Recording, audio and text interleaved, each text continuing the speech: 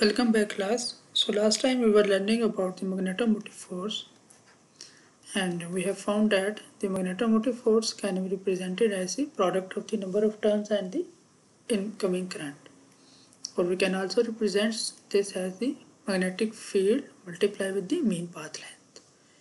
Also, we learned that the flux is the product of the magnetic flux density with the area. Okay, or integral form we can represent like this. And we have also learned that magnetic flux density is the product of the permeability times the magnetic field. Okay, so these are the relationships, some of the relationships which we have learned earlier on. So the next topic we are going to study is magnetic circuit. So you are very much familiar with the electrical circuit. So electrical circuit, we have the input voltage source, we have a resistor, the current I is flowing through the circuit, and we know the Ohm law, V is equal to IR, okay, or I is equal to V over R. So this is the simple electrical circuit. So basically the electrical circuit, the electromotive force which is actually voltage, it drives the circuits.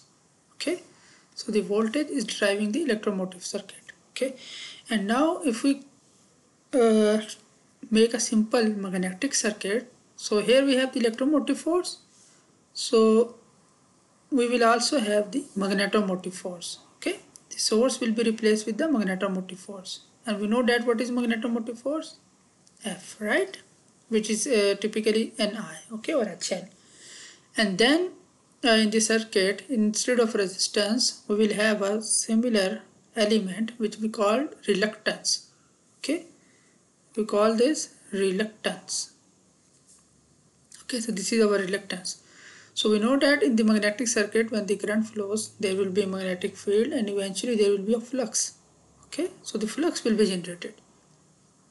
So in the magnetomotive circuit, what we can write, like here we write Ohm law, V is equal to IR. So for the magnetomotive force, we can derive another relationship, that the magnetomotive force is equal to the flux times the reluctance. Okay, flux times the reluctance. Or if you want to get the flux, that will be magnetomotive force divided by the reluctance. Okay, so this is the another relationship for the magnetomotive force which we have learned.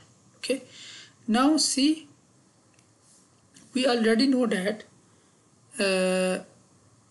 magnetomotive force, okay, for example here what is the reluctance? Okay, reluctance we can derive as the ratio of the magnetomotive force divided by the flux from this relationship. Okay, and what is the flux? Magnetomotive force, you know very well, magnetomotive force is the N times I, right? And what is the flux? Magnetic field density multiplied with the surface area, right? Or we can write this as Ni divided by, what is the B? B is mu H, right? Times A, right?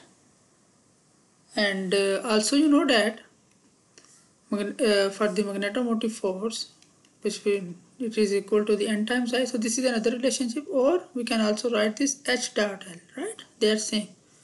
So here I am replacing this N dot I with H dot L.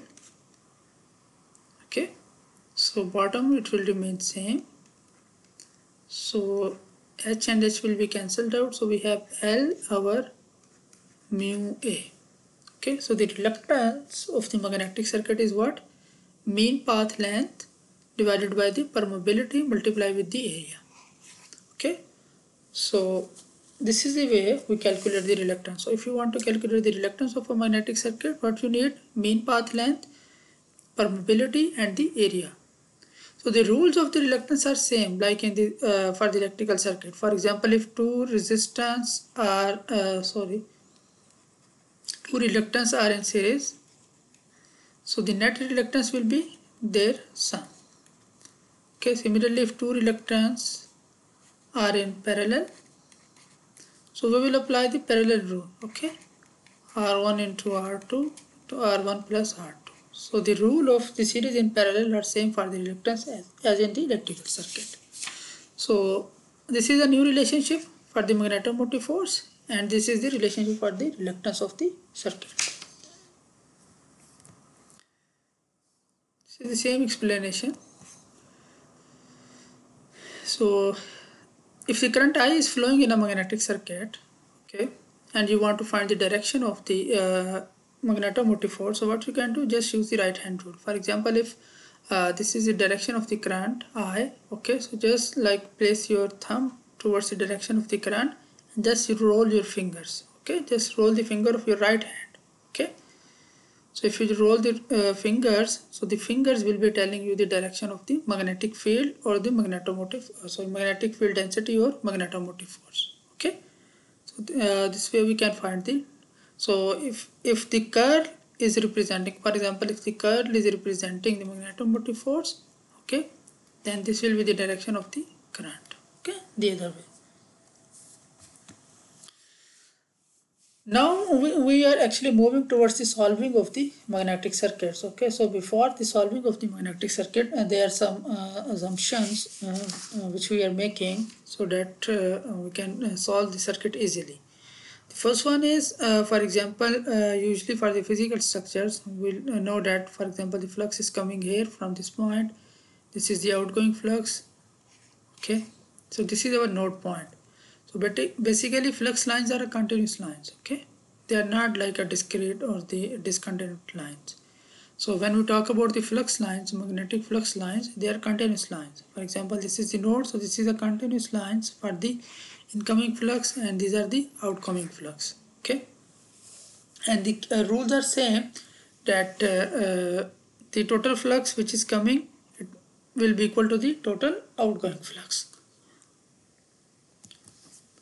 And when we talk about the magnetomotive force, okay, we are actually talking about, for example, we calculate the reluctance. So reluctance is the mean path length divided by the permeability multiplied with the area.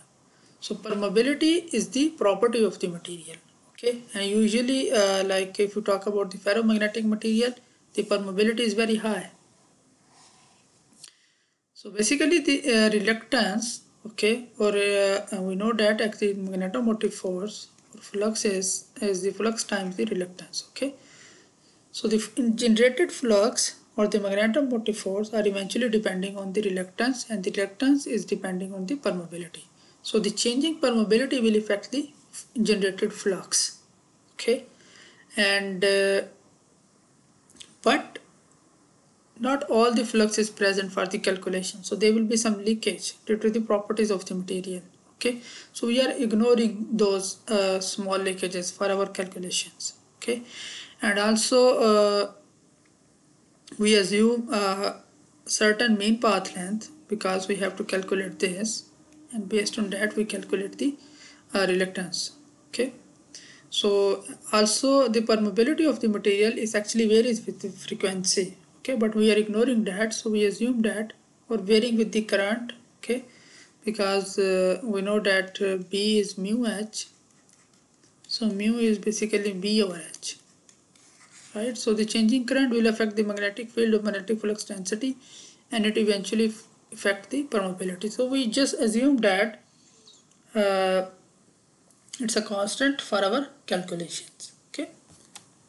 So to solve the magnetic circuit, first of all, what we have to do, whatever element we are getting in a magnetic circuit, we will try to represent that element, for example magnetic length or air gap, okay, with a reluctance, okay. For example, if this is the core of a transformer, this is the core of a transformer, so we know that this is the mean length, okay, this is the mean path length. So we will try to find this mean path length for this circuit. So once we know that, we can calculate the reluctance, okay, which is LC mu over A. Mu is what? Mu is the permeability of the core of this material, okay, the material which we are using, okay, and the cross sectional area. We can know that from the length and width of this core, okay, and we can calculate the reluctance. So we try to find the reluctance We try to find the number of windings, for example in transformer being used, that would be the source of MMF, magnetomotive force.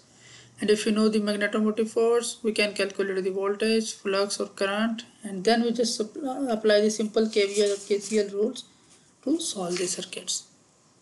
So there are relevant examples about this which we will solve in the live session. Okay, thank you very much for your time.